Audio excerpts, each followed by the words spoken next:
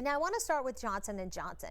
So there are reports of J&J vaccine causing those adverse side effects, including some people fainting. We were just talking about those different sites in North Carolina and Colorado that have decided to, make the move and stop giving them out.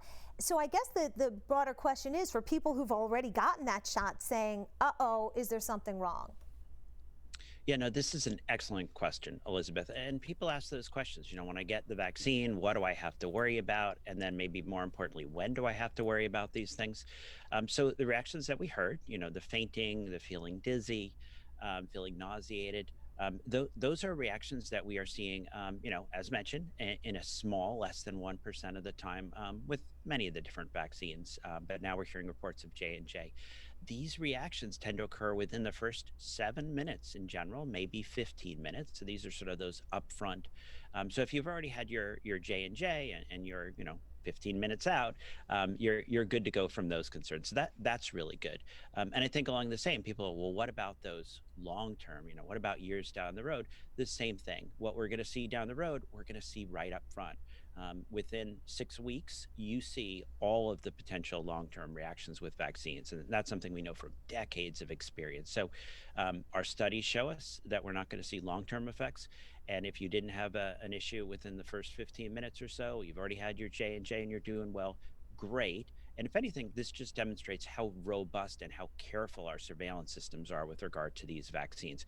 We see anything at all, we regroup, we try to figure out, is there something going on at that center? Is there something going on with that lot? And just really reassuring to see the robustness of the surveillance and monitoring here. I just want to kind of hone in on something you just said there because I feel as though it's something we get a question about almost every day here on the show. What you were saying is we do have an idea of the long-term effects of these vaccines. Yeah, I think that's really critical.